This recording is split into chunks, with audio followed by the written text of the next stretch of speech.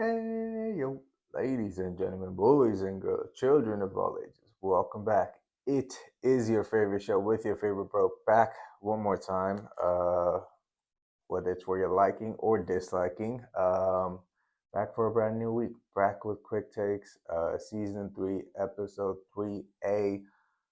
As you guys could kind of see above my head, it's written down as well, kind of centralized it, but not really. It is, let me see, Thursday night on Prime. It's on. And it is between the Dolphins, and they are heading to Buffalo, New York, to take on the Buffalo Bills, the MVP Josh Allen, let James Cook, and the whole cast of the Buffalo Bills and the Bills Mafia. So let's deep dive right into it. I hope you guys have been having a fantastic week so far.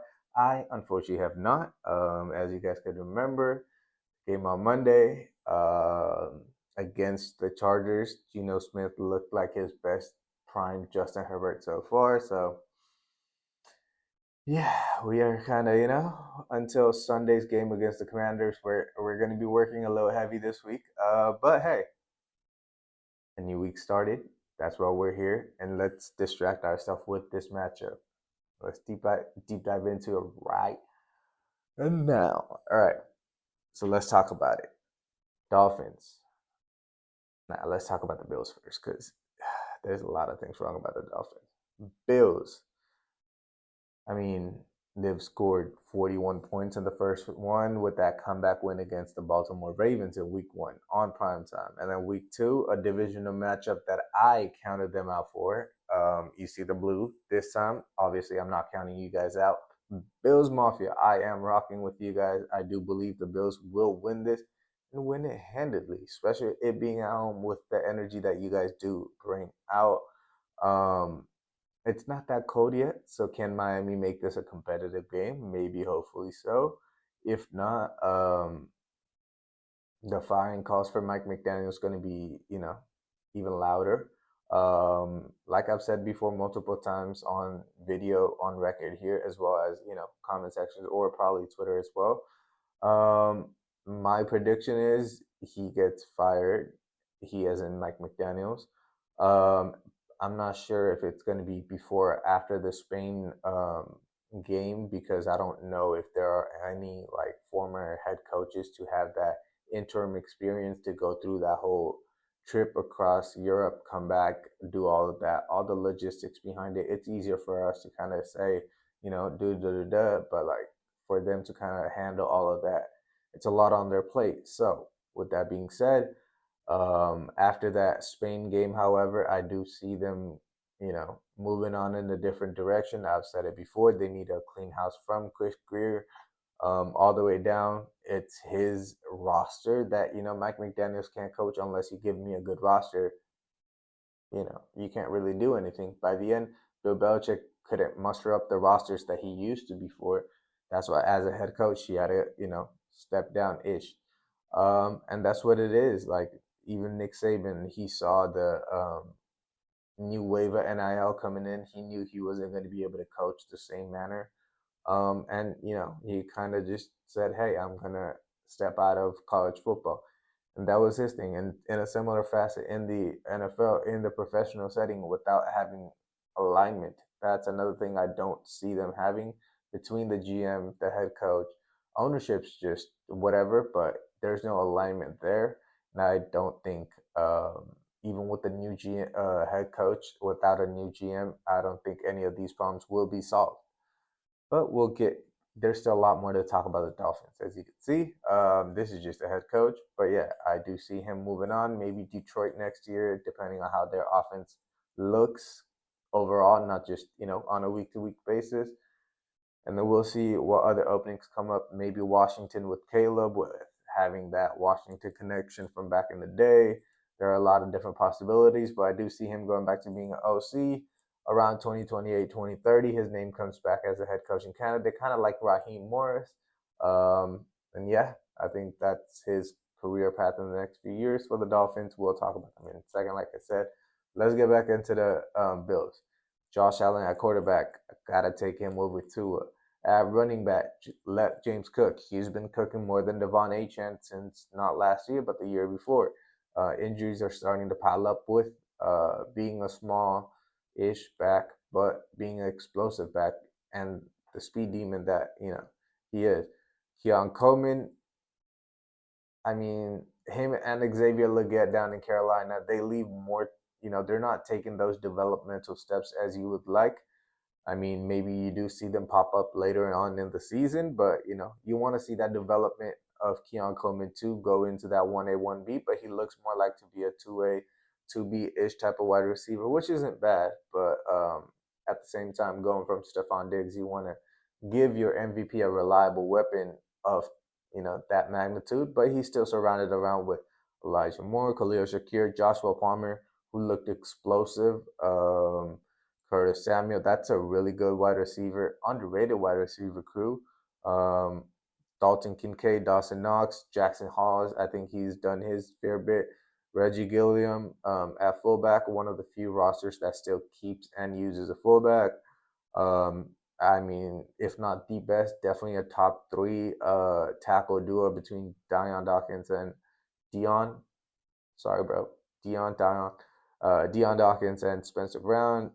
David Edwards, since moving on from LA, if I'm not mistaken. Connor McGovern, one of the better centers. Osiris Torrance, one of the better young guards.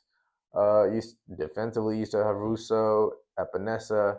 Losing Ed Oliver and Ogunjobi could be a little factor, but I think those guys are more necessary at the end of the season when everybody's going to be trying to run the rock, especially in the playoffs. You are going to need, pieces like those in the middle to stop a Derrick Henry if a Pacheco starts to get running at the end of the season.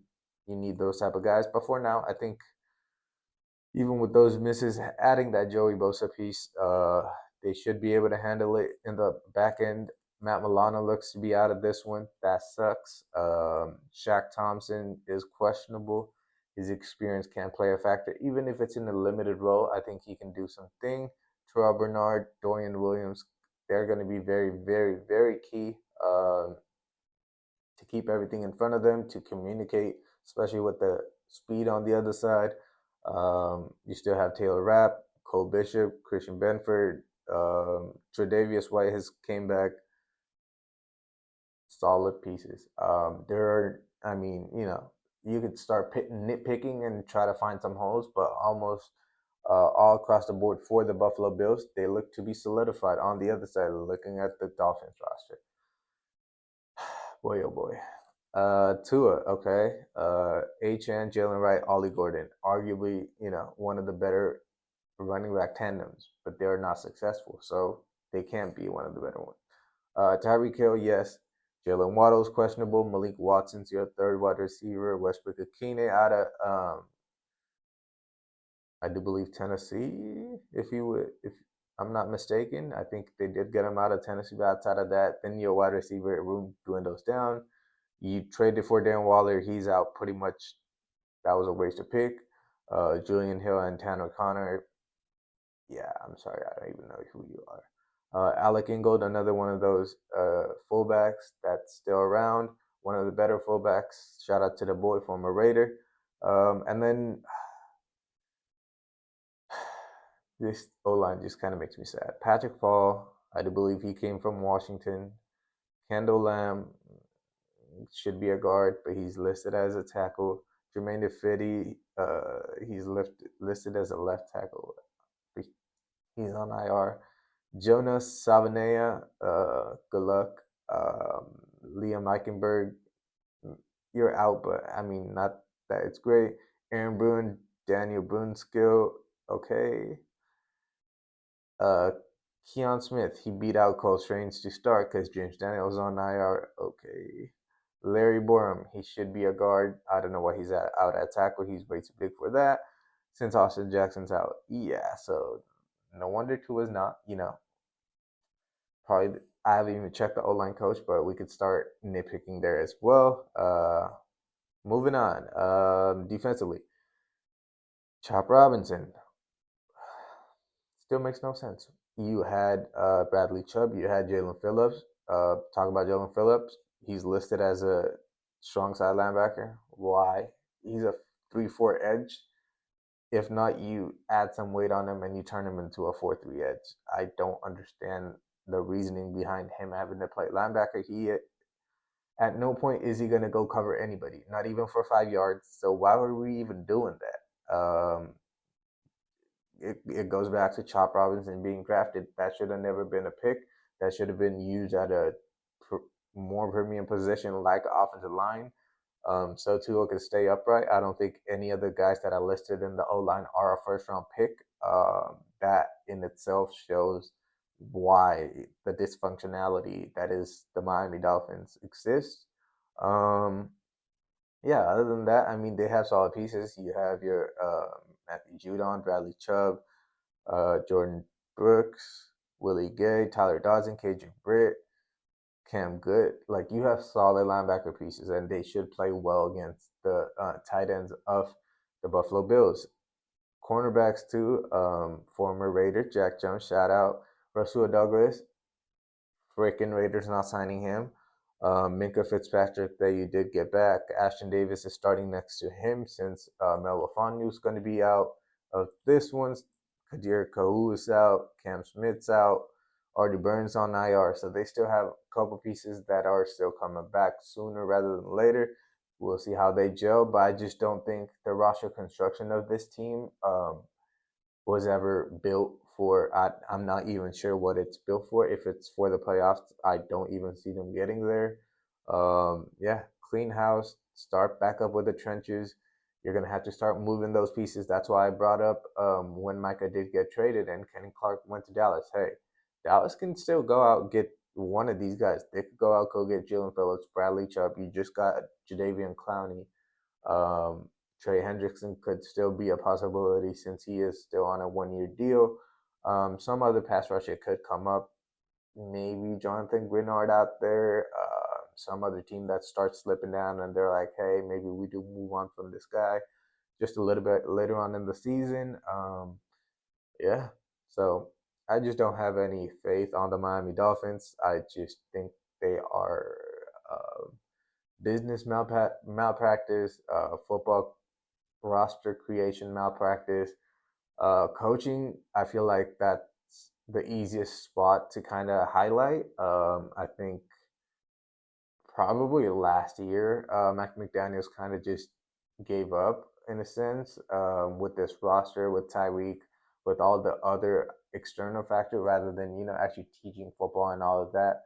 So yeah, I think he moves on to a another quarterback as an OC, does some years with him, maybe wins Super Bowl. Who knows? Does he go back to the Niners? Do they bring it back to kind of like how Robert Salo just went back? They bring back Mike McDaniels. Do they go for another run? That should actually be intriguing as well for my people out here in the Bay. But outside of that, at least in this one, divisional matchup, yes, close one possibly, as Dolphins did give it, a little push against the Patriots in a divisional matchup. But I think by the end, same results. Bills win, especially at home. And for us, go like, comment, subscribe, share, all that good stuff. I'll be back. You already know. It's Thursday today. We'll be back on Sunday with another episode of Quick Takes. Till then, take care. And you already know what it is. It's a love.